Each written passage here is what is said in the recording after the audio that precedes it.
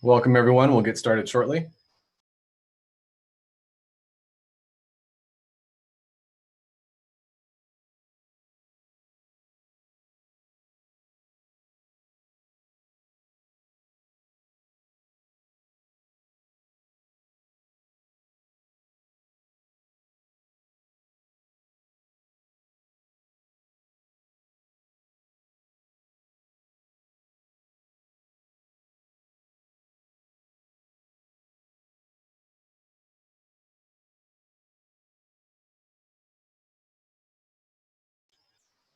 All right, let's start the show.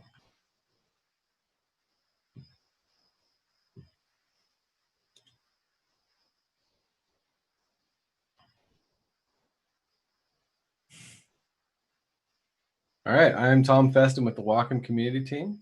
This is episode 4 of Cartoon Crunch, and we'll be doing this animation part 2. Yep, I'm Mike Morris. I'm the executive producer and creator of Cartoon Crunch, and glad to be here again. Yeah, it's been a fun week so far. Yay! So what'd you think about yesterday's episode? I thought it was one of the most masterfully produced pieces of media ever in the United States history. I mean, possibly the world. I don't know. No, it was a good episode. I mean, what do you say about something that you've spent time on and made? I mean, I think yesterday we saw a little bit more of how everybody was like handling this emotionally, and how the constraint of time was starting to wear on our featured artists. Mm-hmm. As it should. And we got to see a little bit more of that that raw feeling. I think was probably the best way to put it. It was real. It was fun to watch. What do we have to look forward for today's episode? Well, we get Travis Blaze back, and we're going to see a little bit more of their actual animation, rough work. So we get to see more of that process that they're going to go through, and Travis does quite a bit of drawing over.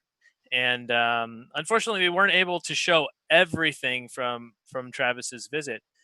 Maybe at some point we will see more of that in some sort of uncut thing. I'm not sure. That's a decision for later. Yeah, maybe we'll do an uncut playlist on YouTube or something just to show all the raw footage. Yeah, possibly. We'll see. Yeah. So we did change the schedule a little bit for this week. Tomorrow, we're going to do for episode 5 at the end of it, we're going to show the final animations and bring all the animators in for the Q&A. So it's all the same registration you guys are using right now. So you'll get to see all that tomorrow. We're bumping it up a day. Yep, bumping up a day. It's been that fun. And I think that's all we got to say for now. You ready to start the episode? Yeah, let's do it. Let's start it. All right, let's go. Get your questions ready for later. It's 2020, and with live events going virtual all over the world, we at Wacom issued a unique artistic challenge. We gathered portfolios from across the Americas, selected 8 student artists, and split them into 2 teams, giving them a Wacom 1, some pro animation software, and 7 days to create a 45-second animated short. And everything done remotely. This is Cartoon Crunch.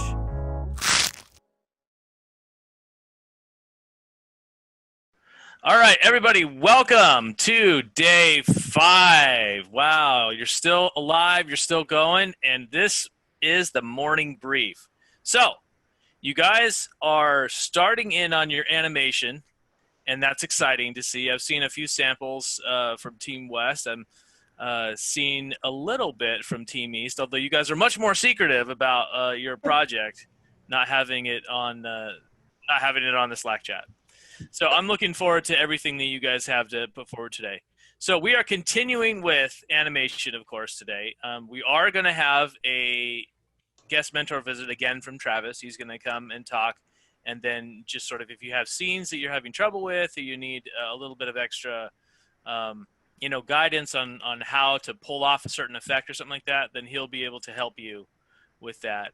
Also, I'll be available if you guys want to meet as a team, and just let me know, and we can set that up.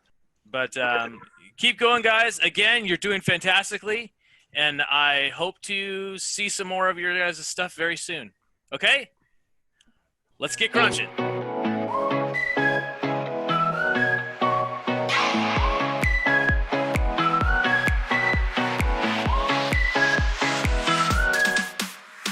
right, you guys, it's guest mentor visit time. So I hope you've had a very productive morning. Team East, how you feeling? Great. Team West, how about you? Amazing. Good. I'm glad to hear it. So in our guest mentor meeting, I'd like you to welcome back our guest mentor from yesterday, animation professional, Mr. Travis Blaze. Hello, everybody.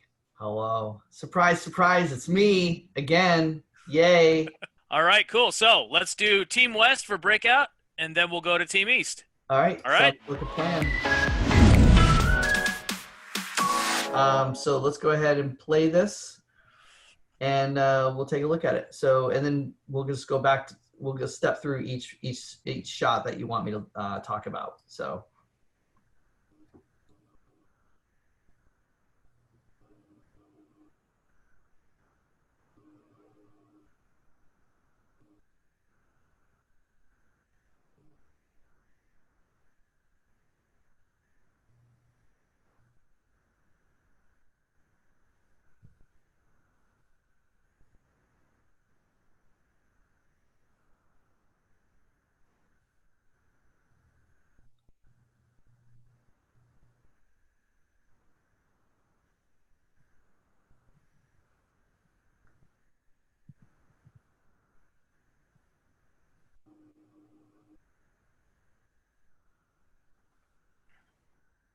Okay, yeah, I can see a lot of animation being done in there, all looking good. I'm looking at it right now going, as Mike would probably look at it, is going, questions is, how do you feel about where you are currently in your timeline and your timing do you feel comfortable and confident that you can, if we said no notes right now, that you guys would be able to finish your cleanups and colors? I'm looking at this because complexity is going to be a key issue as to whether or not you can finish something. How simple your designs are versus how complicated they are. The color looks great on here. Where are we with backgrounds? Pretty close. Six are done, right? So yeah, there's I think one shot that still, or two shots that still need to be drawn out for environments. Okay. All the rest just need to add color, which is going to be a lot more simple than the designing and drawing out part. So that should take me like a day at most. But overall, environments are coming along. Yeah, they're getting there. They're pretty close. I'm going to throw a curveball at you guys because I'm just noticing it more as we're cleaning up. What if you flop the scene the way it is? Because right now the main character is coming in left to right. The antagonist is a left to right scenario, and you're starting this off left to right as opposed to right to left. If the opening was flopped, because the majority of your animation, with the exception of this, because this could be easily manipulated to go right to left. Right now you're going straight on, and everything else from this point on is right to left. And because it's a short, there's no reason why you should start. Basically, it's just flopping this opening. Exactly everything you have, but just flop it to kind of fit in the continuity to everything else that's in the short itself. Because it's just throwing me off slightly. Because it's so directly right to left that I feel like the antagonist is going to come in from right screen rather than left screen. And I know that you've switched it kind of by this direct, him going over here and going this way, but to the viewer's eye, if they're looking right, left, this is a pretty direct right screen looking, that the door is way off to the right. And even if he moves forward, I still feel like in my brain, I want to see him coming in from the right rather than the left. Does that make sense to you guys? Yeah. So I would say, see if you can flop this, and it's not changing anything of your animation. It's just simply flopping it. I think when you do that and do this whole transition that you have with the camera move, also do that flopped, so that when you get to this, the character, she will be, what I would do here is flop the background in this shot, flop the girl in the chair, and just shift, don't flop the animation of him, just shift him over where the current position of the girl is, and put the girl where the current position of the cat, or the dog is. Do you follow me? And then after that, everything else should flow that left to right screen, because you have everything else is doing that. So those are minor tweaks I think are going to help the continuity of it, not throw up. It's throwing me off a little bit. I don't know if you can see that or not see that. Yeah. First is, do you recognize what I'm talking about? Yes. Yeah. And do you think that's a good idea? I think so. I don't know if any of you guys have noticed that at all, if it was bothering you, because sometimes it's those little tweaks that you do that will help kind of sell the continuity. And this goes down to camera pacing and camera direction. So that would be my first suggestion. I love the color. Again, it's the screen direction, just flopping it. I do have one comment about the dog night, though. Look at his ear going straight up into that line. Oh, okay. Yeah. So that's just a little nudge over, but you know. Yeah, it's all of these are little tangents. You're going to hear a lot about that when you get into production, watching tangents, watching your lines, things that are getting too close to the edge, or like what you're saying, like with the ear is literally going right up the line of the column, which what that does is it flattens the depth that you're trying to create. When you create tangents typically flatten out a look or feel of what you're trying to accomplish. So by shifting him over slightly more, it's a simple fix. I kind of want to see him standing there with his sword like this, in that sort of, guard-like posture with the sword pointing down and the tip on the floor. Because he's got that big beefy sword, but he can have like that, or on at his side or something, just holding onto it, and it's resting on the floor. I think that that would definitely sell guard really well. It sells guard right now how it is, because he's standing in front of her and obviously guarding, but just having his weapon like ready to go, I think would push it that much further. The other things is I feel like at this point in the game, you took some liberties and made decisions of what you wanted to fix and not fix. I was going to just do a couple of drawovers to show you what I'm talking about with those first two shots. And then this part here, when you see him there down below, when the thing blows, I think he's too far over to the right now.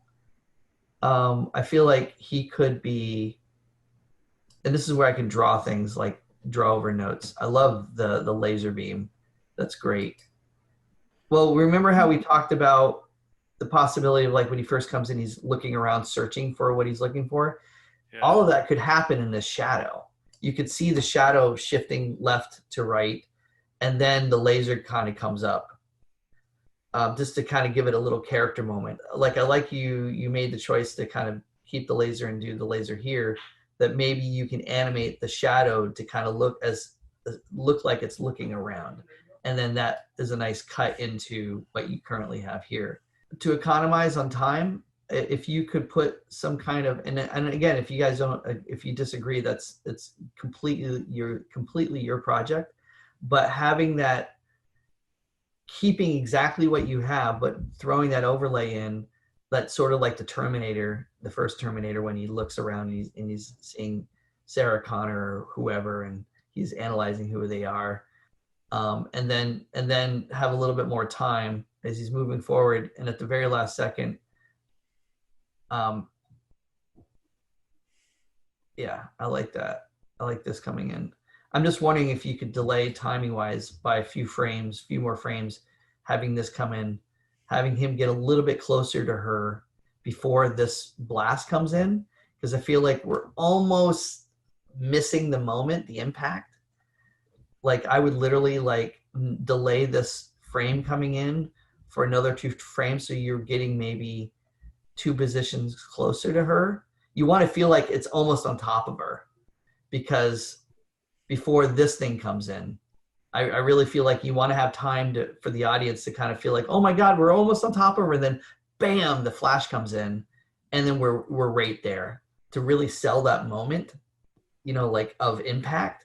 So, and since you're in the animation mode right now, this thing here could literally be, the girl could be slightly closer. Have you done this layout already with the chair?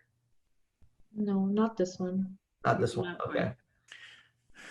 I think also in this one, you could probably strengthen that pose to a stronger,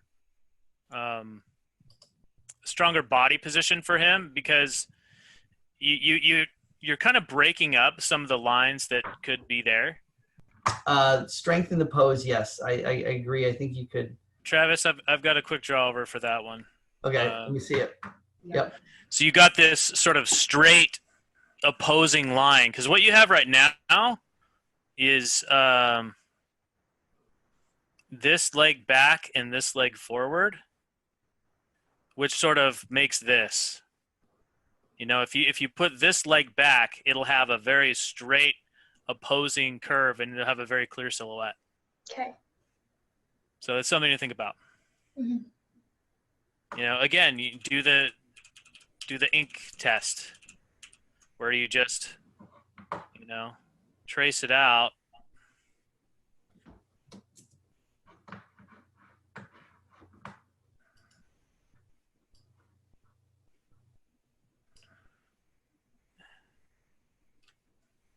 If you can just do this, then you can see the silhouette immediately. And if it fails that test, then you should try and look for something else. Okay. Look at that. All in Toon Boom. Amazing. Dun, dun, dun. Dun, dun, dun.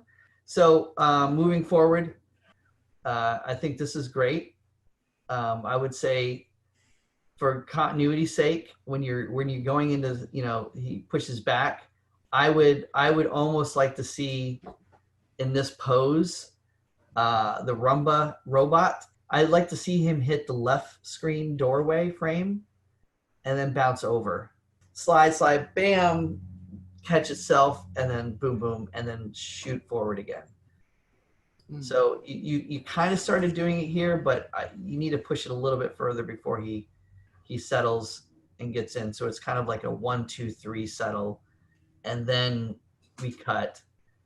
That would actually save you several frames worth of time, because he would have something that would backstop him, and you wouldn't have to take all that time to have him slow, and then go forward. You know what I mean?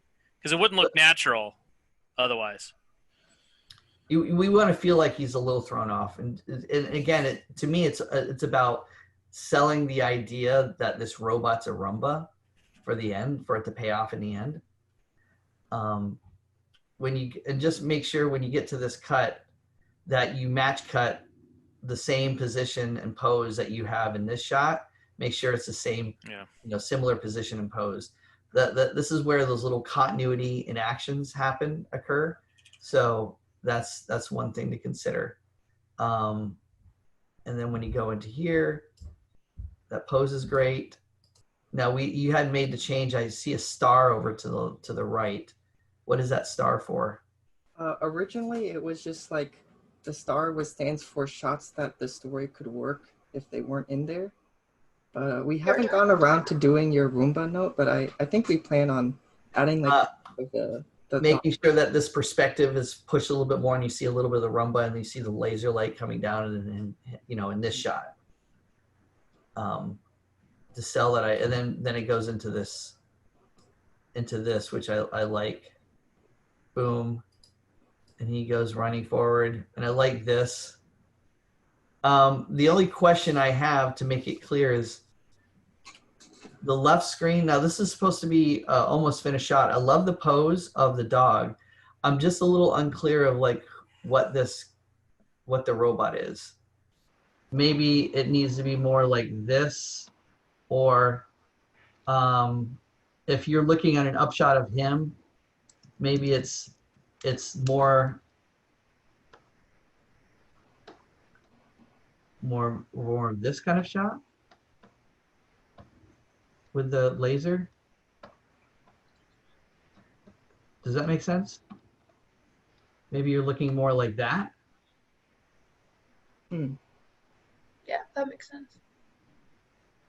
Looking forward at him, since you have this kind of angle, you want to mirror the two image, you know, one upshot, or I kind of get what you're doing with this, but if you did that, I would almost feel like I'd want to make it slightly like this.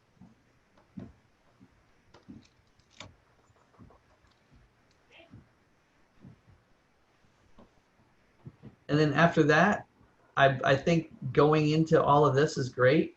We've already gave you we gave you the note on this. Really have fun. I would say, you know, my thought was on this part right here. Is you could go a little tighter, possibly with this. Maybe, I don't know if you want to do a Dutch angle or not on this, but maybe this could be slightly bigger, and the dog. You know, the dog could be, you know, having that kind of pose where it's maybe slightly bigger.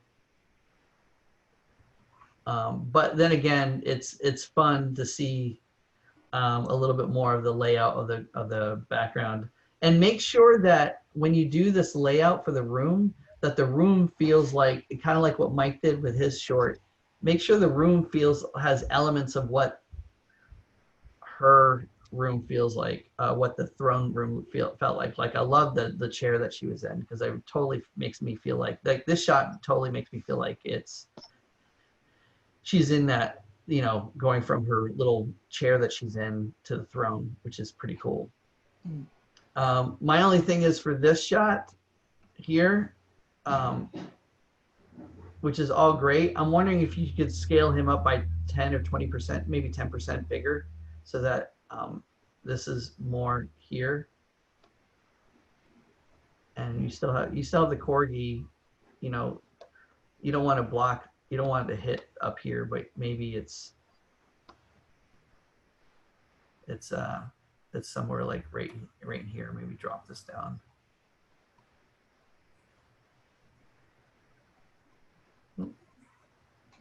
Maybe have extra time to fix that one. Yeah, it's just scaling it up slightly, keeping the same animation, don't change anything. Oh, I see. Yeah, just scaling it up, not reanimating anything, just pushing your depth a little bit more, but still keeping a clear enough action that, you know, the ears don't go out of frame up here at the top. But it's just making it feel like there's a little bit more depth to it. That's all. Other than that, because I feel like you have some empty space here that you could, right in here, that you could shift, you know, like by putting him here, and then the dog is right here. All of that's the same. No, it's just scaling. It's just a scaling and composition thing is all I'm saying. Than what you have, and which I love. I love all this. I think all this is great. The animation's great. The style's great. If you can continue guys, if you can continue with this caliber of animation and style and look, you're golden. It's going to be a great short. Thank you so much. You're welcome. All right, thank you. Thank you.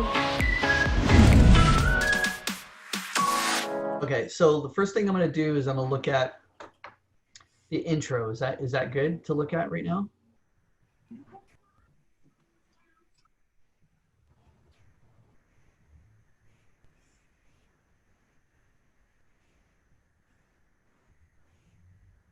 So what I would say on this rough animation looks good. I would, yeah, do the loop, but when you pull this out, instead of throwing it like you have right now, to make it clear, don't do two actions at the same time. If she's stirring it, also make sure her eye, in the storyboards, you have her looking, you have this this cookbook or whatever that's open up, this witch book. I would have her, because you've drawn it in there and it's almost like she's trying to create something. And in the storyboards, if I remember correctly, she was kind of, wasn't that book there important that she was sort of looking at it for ingredients? Is it possible in this animation, and let's see, spider, rough, shadow. Yeah, it's in rough. It's you could probably move the pupils probably like one line or two. Yeah. So rough. This is her. Yeah, I would say lock the other, like the shadow and the glow, so that you don't accidentally pick them up. Yeah, right there. Yep. Okay. Okay. So what I would say, and I'm gonna knock the. So as you're, all I'm saying is for this thing, as she's staring down, is moving the eye direction down. Mm-hmm. You've got the big nose.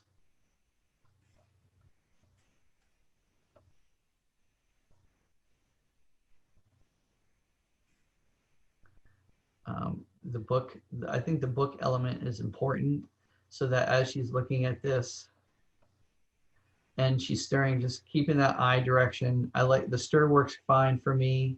I think it's working good. As you move forward here for the next thing, as you move forward, I would do get here, and then yeah, have her reference it before she dips down. Reference.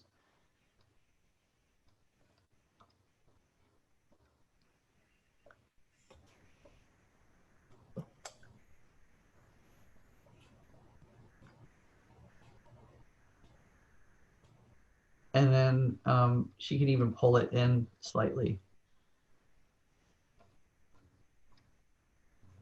And she does that.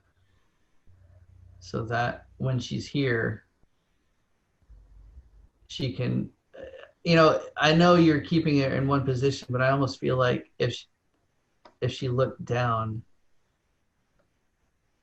and she had her arm and this thing,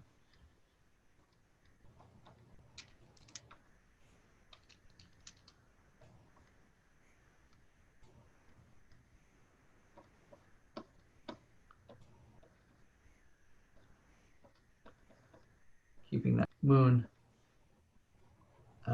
making sure, you can still keep that hump.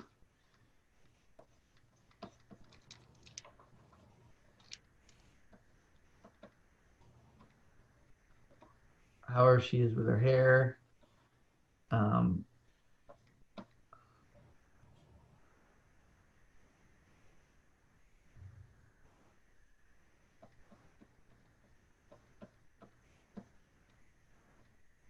She can look down at the thing, and then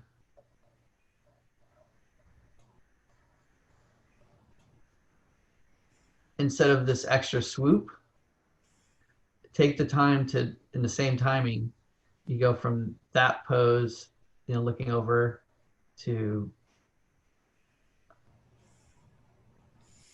lifting up the the whatever this is. Maybe it's a big spoon.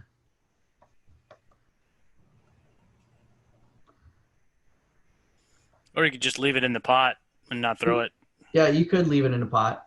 That's Then- I would say if you're gonna throw it, I wouldn't throw it. I would just either stick it in a pot, like you're saying, here, do this. Let's go back. Or take it out like I was gonna do and just place it next to the, I would have just placed it right here or next to the thing. But since you have all this stuff going on, there's nothing wrong with just kind of leaving it here. That way you don't have to animate it throwing it into just a held cell. But then do you think we have to, for all the other shots, leave the stick there? Like the next shot is like in the cauldron? Yeah, I mean, you would have to, for continuity's sake, you would have to do that. That's why it's your choice. Adding. Yeah, I sort of like the idea of her propping it somewhere, maybe even against the back wall, or I don't know, just like throwing it out. No, it would be more like make sure you lift it up, and then when you do lift that up, and she's still kind of looking,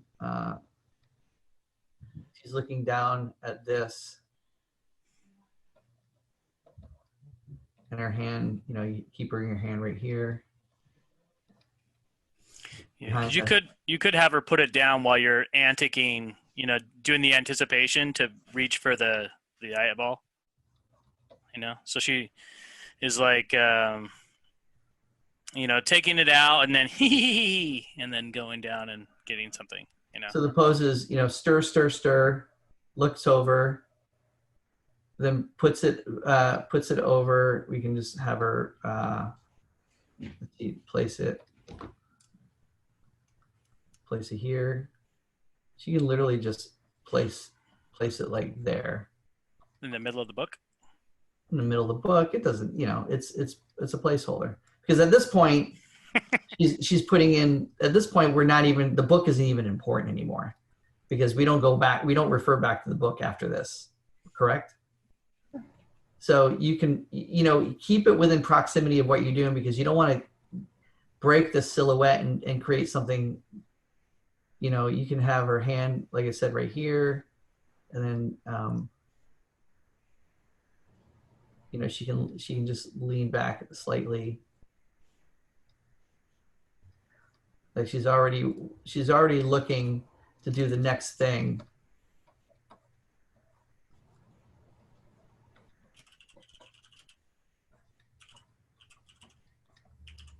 And then she can look over. If this thing's just right here, she can then look over to what she wants to see.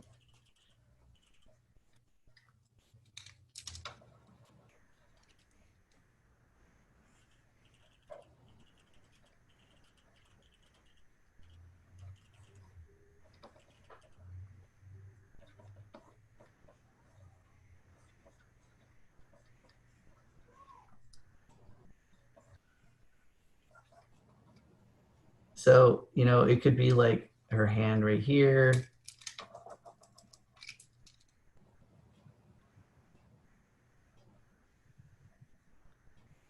And then she's leaning down. Where's she at? I would have her grab this and just lean forward. The scalding pot. Scalding hot pot. Or put her finger on the book or something too. Witches don't feel pain, man. Pain? What are you talking about? There's no pain here with her.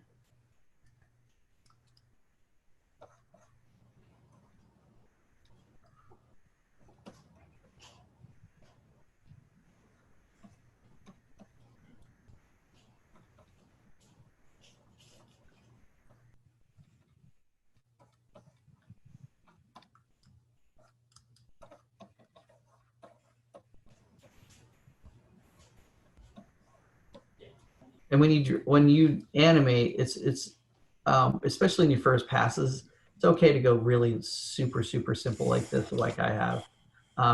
Keeping key elements. The hard part is keeping your, once you go vector with these, the hat, you can probably create one hat symbol and use it for the animation here.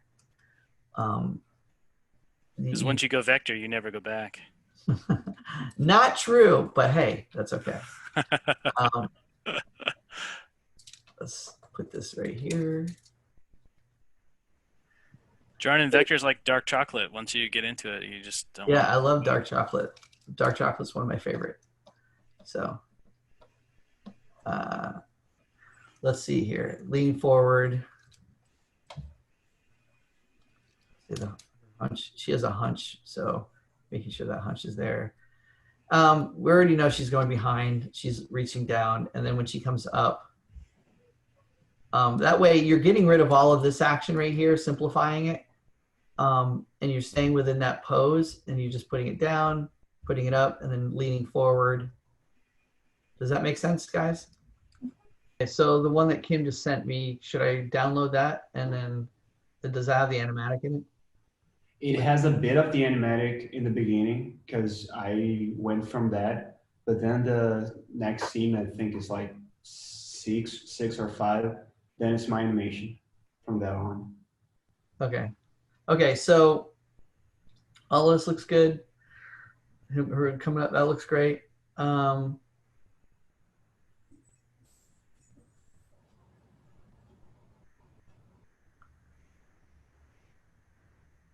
I would say she needs to feel a bit smaller in scale to him. I feel like she grows a little too big, like it's almost like a little kid in that last shot. What I would say is for this pose, and let's see if I can get to it. If you're gonna do a pose, have the pose be more like arcing this way.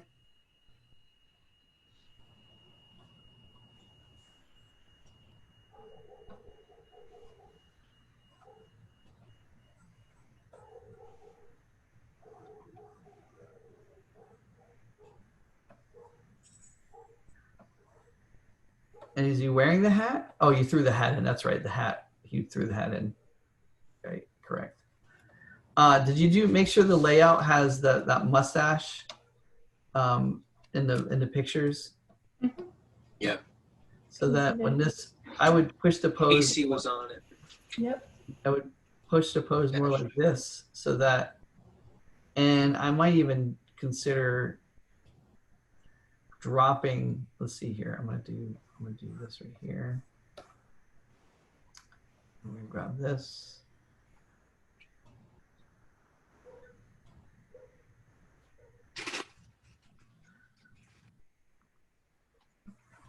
I'm wondering if you could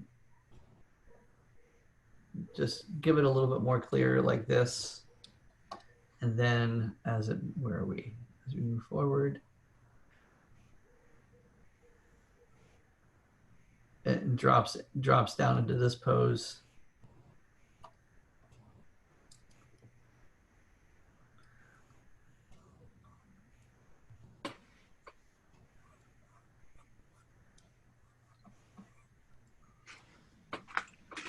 You can really push the perspective.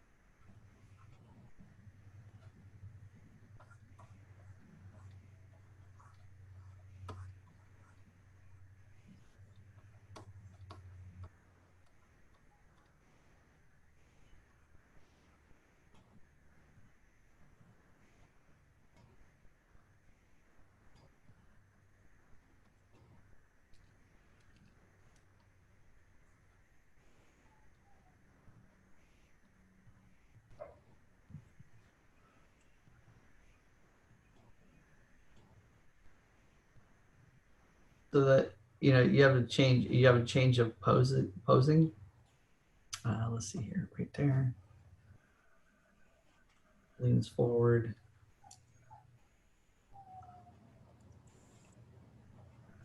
And you have enough opportunity to do an overlap.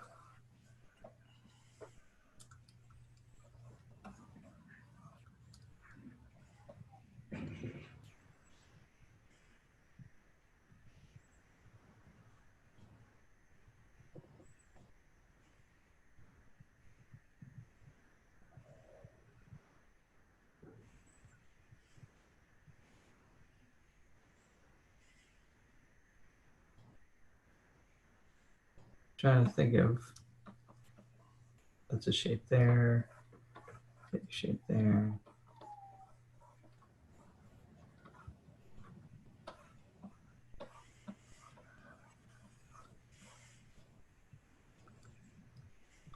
Just figuring out a way to push this perspective on this character more, so it kind of comes in and fills the screen.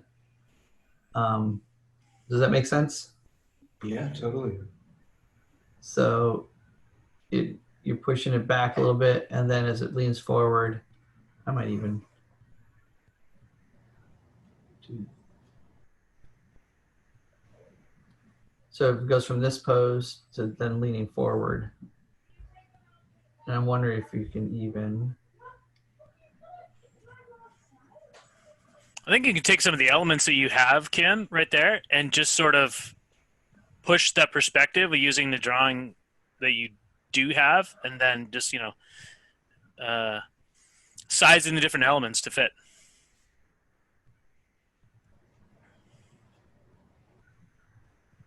If you do decide that you want to bring him forward a bit more. Totally, looks great.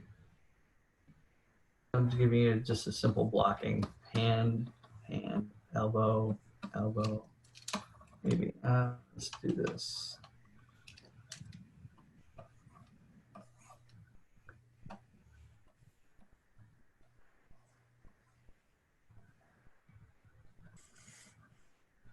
I do think having him lean forward like this gives that that scariness that you guys are looking for. Oh, I would drop. Yeah, I would just drop. I think I'm just exploring where you could just drop the arms, even if this is out of frame a little bit.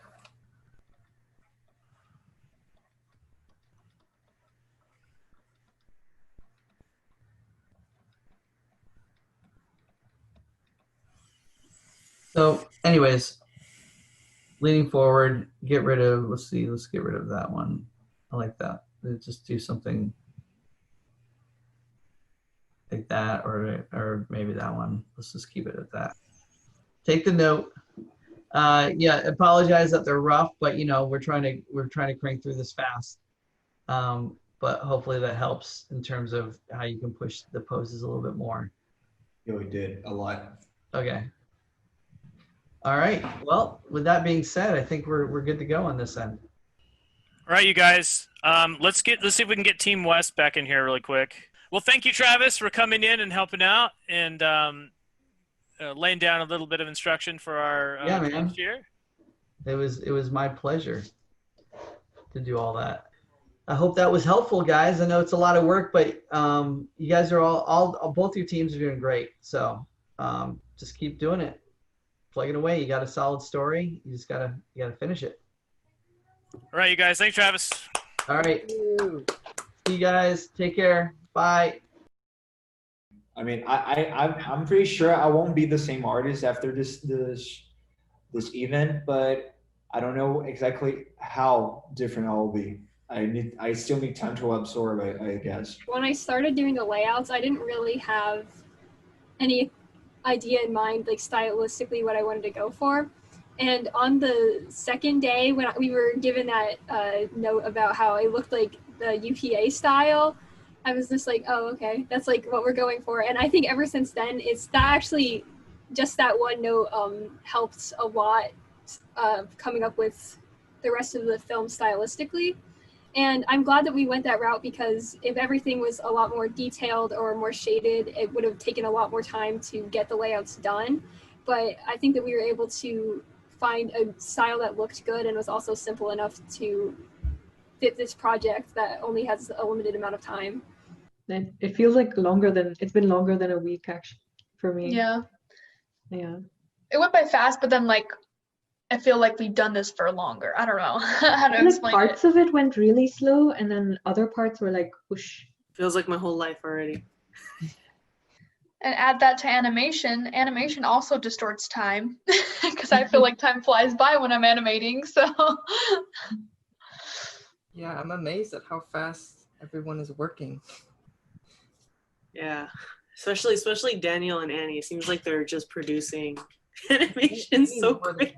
And I mean, like, we're definitely trying to use our strong suits where we can, like Casey's design, for example, and like Leanne. You know, we took a shot at doing some of the FX, and then Leanne comes in. She's like, "Yeah, I'll give it a try." And it's like, "Oh my, Yeah, like, yeah. how did she's like?" I'm like, "You're the witch, you're the wizard, or something." And she's like, "Jesus."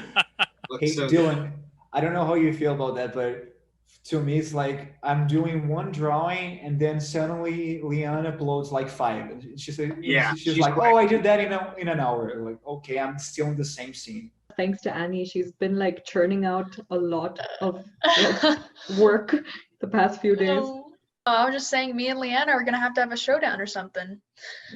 I feel like for me, it's like, you know, I'll see like everyone producing work quickly. So it's like, okay, I don't want to seem like I'm not doing anything.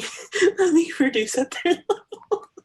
I think that because we've had such little time, it's just like that's obviously why it's been more stressful. But I think that's like, again, like when we were being forced to change things really quickly, I feel like if we had more time to like, you know, like if we had a week to work on the story versus 2 days, we wouldn't have had as much conflict trying to get to the end point. School seems to hold my hand a little bit more, or like a critique seems like it has to be kind of cushioned a little bit, which kind of creates kind of a safe kind of bubble that you're kind of used to. So when it's just like, yeah, no, this, and you go, oh, is that it? Like, I'm very used to them being like, but you're okay, and then like remember to listen to your whole group, and they're like, it's very like, it's almost it's kind of just teaching like sharing is caring in a weird way, because it's teaching you to be nice and take critiques, but like it's taking critiques but in a fast pace. Like you take critiques from your classmates who will go like, I don't like blue, and you're like, I don't know how that helps me. But then having like someone like higher up actually go like, nope, it needs to be red, and you go, oh, okay, there's no fighting this, all right, we're gonna go. Like, it's very different from the environment I'm used to. You know, when you have a lot of conflict, you grow, but when you have a lot of conflict with someone, you develop some kind of bond somehow, because we are all dealing with the same right, danger. we're all in the same stress constraints. Exactly, We all know exactly. what each other are going through, yeah. It's like we will be like Shared trauma. It's shared trauma. Exactly. I was gonna say war. So with that, exactly that. It's like that's our war. At the very beginning, it started off with just a one-line idea, and then taking it further to a full-blown film is pretty cool and exciting.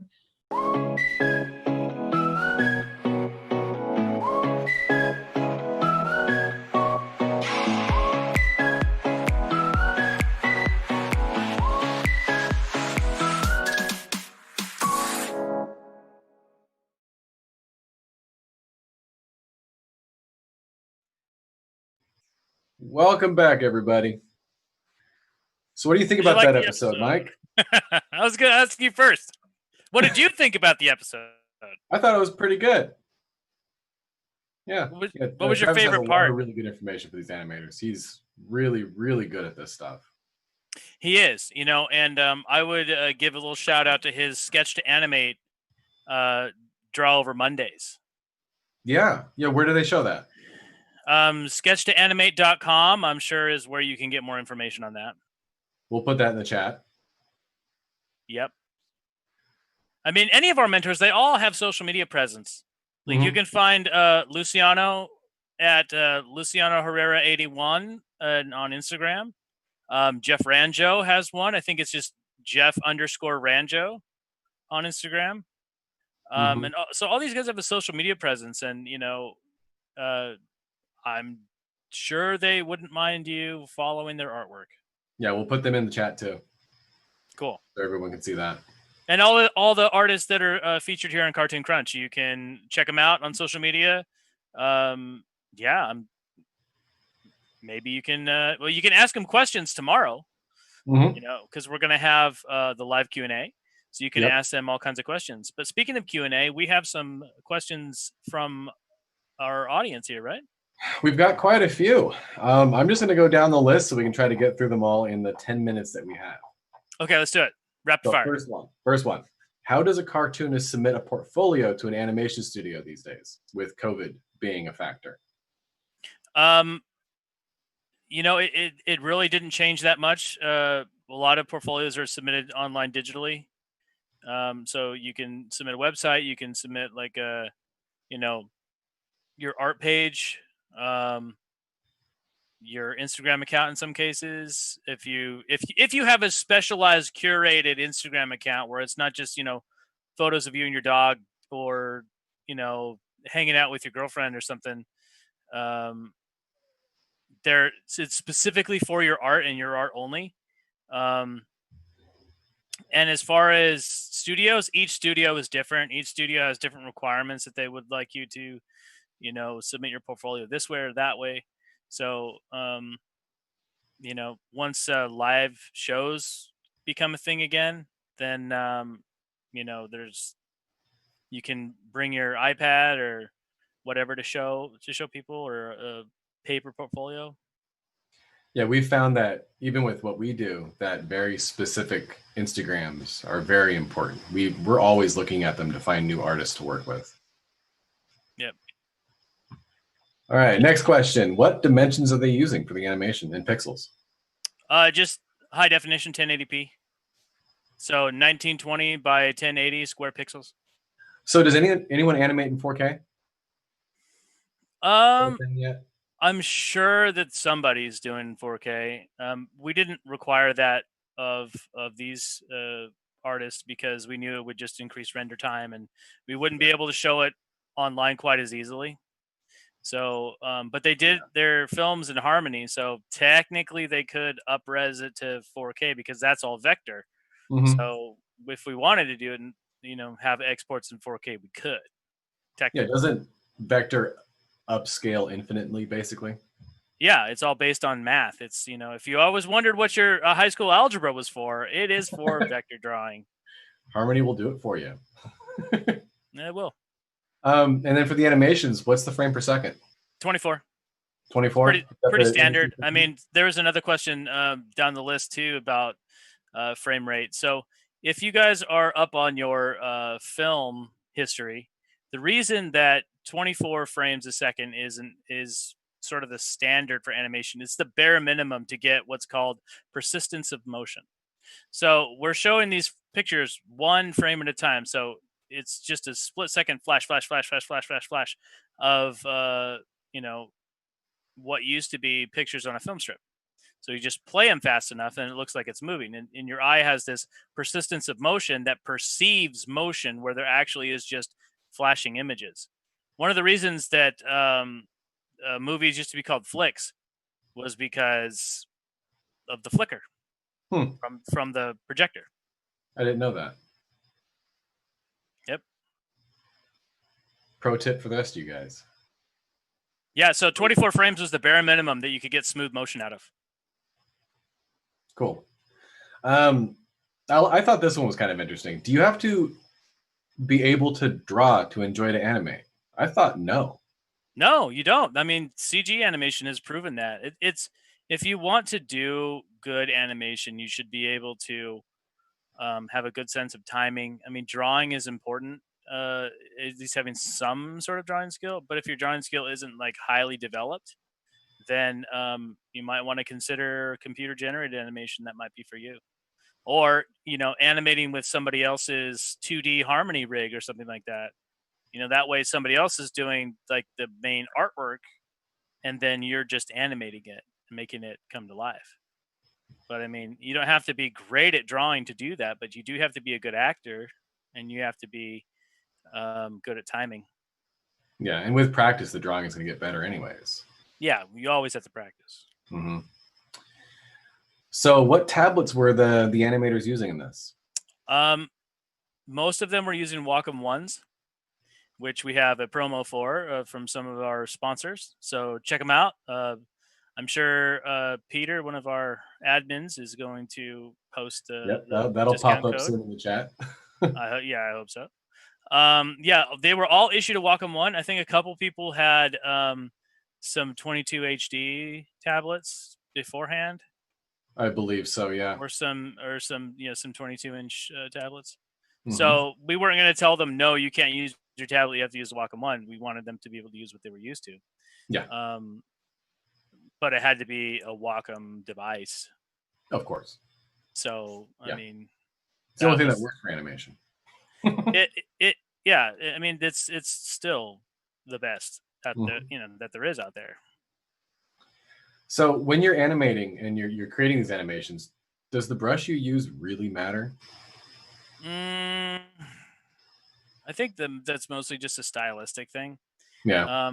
One of the things that they are in the show that they bring up brushes is to make their animation look consistent and clean up. So that's important to have that consistent line weight.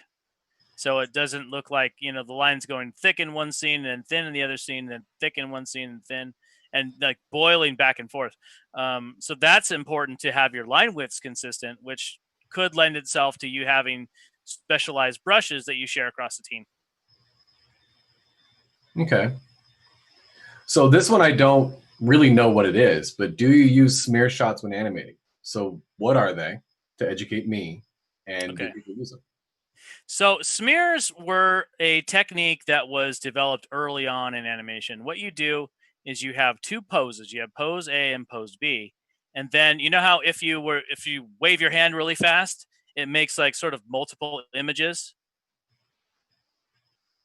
Because your eye perceives multiple hands going back and forth. Mm-hmm. So a smear drawing is just this hand here and then this pose here, and then just like a smear right all in between. So it's just it takes like this part of the hand and then this part of the hand over here and just smears it all the way across. So smear drawings are great to use. You have to use them judiciously. Unless you're just doing some sort of really zip poppy sort of animation where you're just popping from pose to pose to pose to pose. Some of the great Warner Brothers artists use smears all over the place, and they're gorgeous to look at. But yeah, I do them when they're needed. Cool. Good. How do you know what basically needs to be altered? Okay, I see the question now. Well, you have to bridge the gap between the two drawings. So the smear drawing is used to really quickly bridge the gap. And that distance is what you're altering, and you have to, a lot of time it's just trial and error and seeing what feels good and seeing what feels right. But generally it's, you want the back of one part and then the front of where you're smearing to, and then whatever just distorts in between. Cool. All right. How long did this episode take to edit? This episode was one of the longer ones to edit because, Travis had a lot of great information, and there was a lot of chit chat that we had going on. So we had to cut out a lot of the chit chat to make it a little bit more economical as far as running length of the episode. So we cut out a lot of things of us just chatting about this or that, or going off on tangents about something fun or whatever. So we cut it down to, I think Travis's actual full mentor visit that time was like 3 hours long. Wow. That's a long time.